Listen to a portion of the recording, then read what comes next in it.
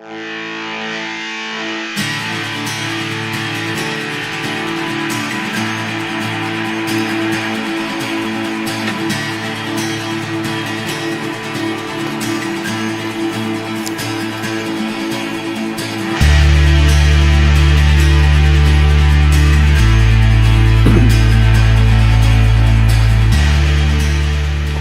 happening? So it's that time of the year, thank God. It's starting to get warmer, and it's getting to be that time to crank up the old Marquis. It's an 86 Grand Marquis. We've owned this car for over 16 years. It's been an absolute joy. Paid $2,200 for it, which I thought was too much back in 2003, January of 03. And the thing is awesome. Love the car. We take it off the road every winter. So this thing's been parked here since probably beginning of November, middle of November of 2018. And it's April 2019. So we're going to go ahead and fire her up because temperature is about right in here. For doing so, I got some 1540 in the crankcase, so I don't like to start this thing up when it's too cold. It's got the nice 5.0 302 V8, so she's in nice shape. She was a cream puff when we got her. She had 68,000 miles on it when we got it. And like I said, I've always loved these cars because I had one when I was in my 20s. I drove it cross country. I beat the ever-living snot out of this thing. Not this particular car. It was the same car, same model, almost the same color. It was a little darker blue, but man, I put that thing through the ringer. Never let me down once. So I'm a big fan of these old Fords, even though I'm a GM guy. But all right, so we're gonna go ahead and fire this thing up for the first time. And she likes to wrap bad because you figure all that oil's drained down into the crankcase there. So I'm going to disconnect the ignition coil first and foremost. Oh, I used to be able to do this with my finger. And I'm getting weak in my old age. Well, the plastic's getting stronger with its old age. Alright. So that's that. Now she can't spark. She's probably going to flood, but I'd rather have it flood than fire up prematurely. The original keys too. One for the doors and trunk, and one for the ignition. Old school.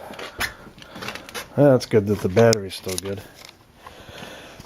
My wife I'm going to embarrass my wife and show her all her trash she puts in here. I yell at her all the time for that, and she don't listen to me.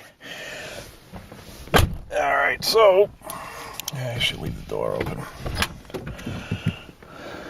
Battery should be good is the operative word. I'm going to try to crank her over till the oil light goes off. Where is she? That engine light is basically the oil light. Oh.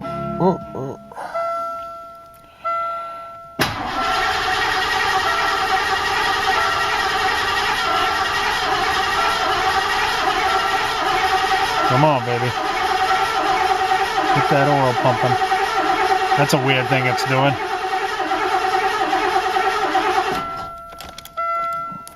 Let her cool off a little. Probably want to do this with the door shut. Alright, we're going to go for round two. Sounded like the valves, a couple lifters are sticking.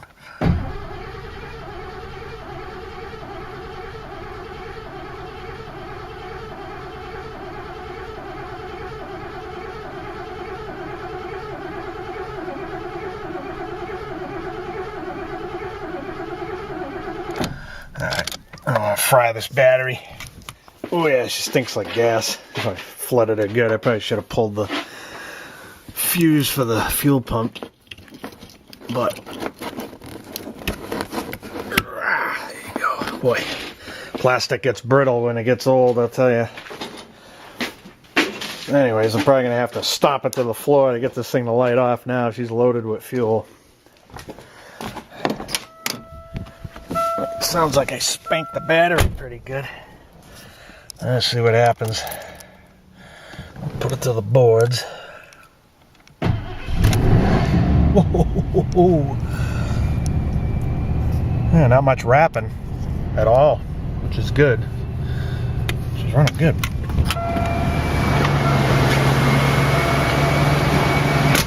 Just like I expect her to.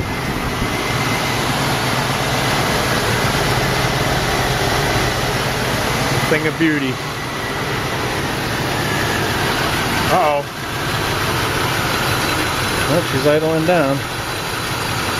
Good deal. Look at that. 33 years. Still runs like a top. Original engine. Original fuel pump.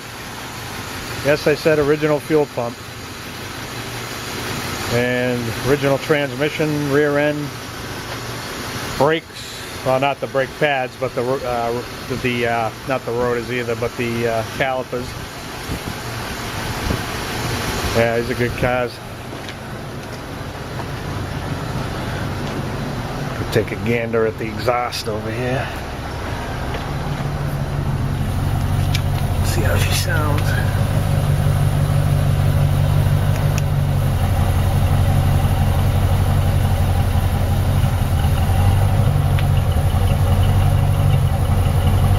Pretty good. I got some bonus footage for you. Figured you guys would want to see the RD. Yes, sir. My pride and joy right here. 74 Yamaha RD350 2-stroke. Yeah, baby. Nothing better than a 2-stroke. Love it. Points ignition. Twin carburetors. No electronics whatsoever. Absolutely love it. Got the old battery minder cooking away here. Yes, sir. Restored this one in 2010. I bought it in 09, July of 09. I rode it that whole year. Just got it running with what I had. And it was fun. It went good. But I wanted more, so I started playing around the motor. Figured I'd give her a rebuild. Top end rebuild. And then it morphed into an engine removal, crank rebuild, all new bearings. Played around with some shift forks and, you know, swapped them around with some parts that I had, used parts I had bought off eBay. And rebuilt the forks, put new tires on, rebuilt the swing arm, put tapered rollers in the steering stem, needle bearings in the swing arm, progressive shocks in the rear, Race Tech emulators in the front forks. Yeah, it just kind of went out of control. Got a new reproduction seat on it, which is in very nice condition.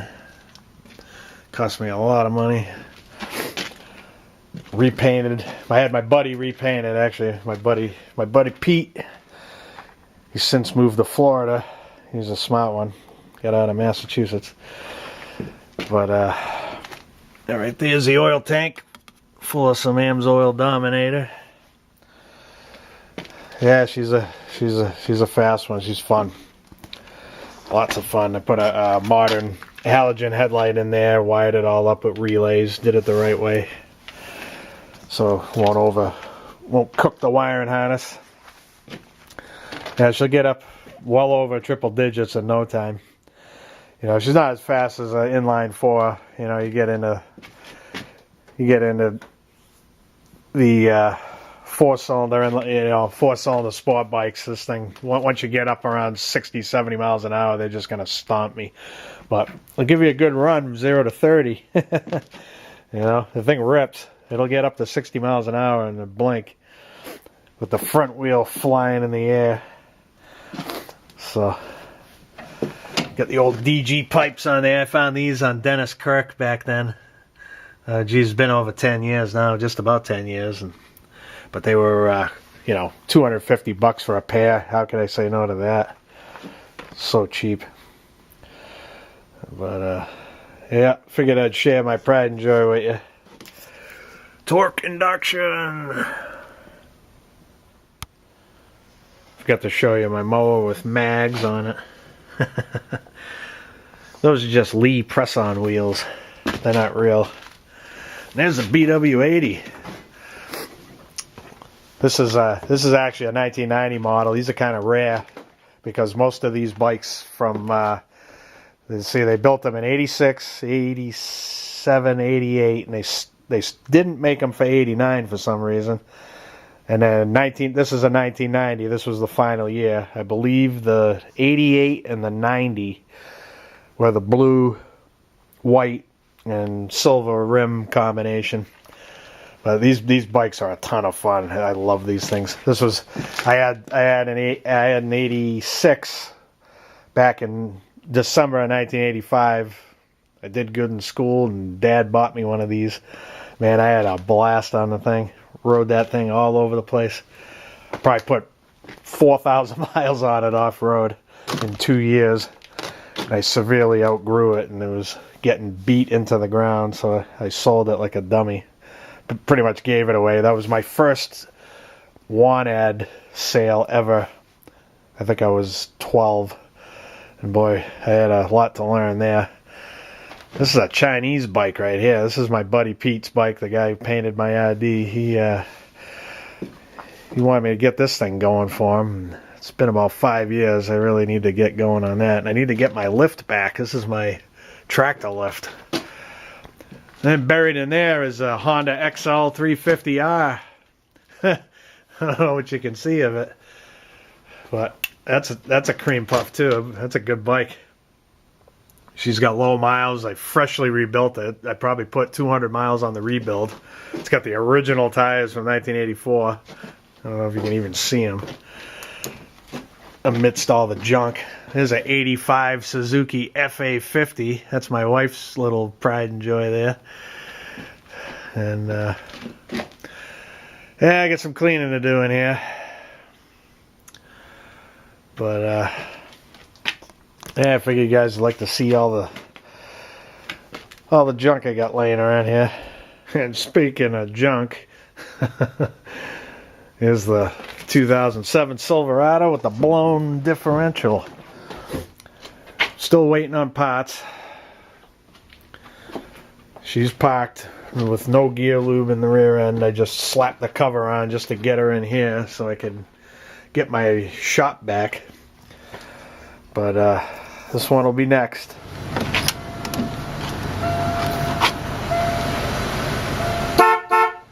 Horn blows. Yeah, so that's that. Just wanted to share the joy of firing up the beast for the first time of the season. Won't be long, we'll be taking this thing out and about. Parking the new stuff, taking out the old stuff, so we don't break down. But anyways, hope you enjoyed that. See you on the next one.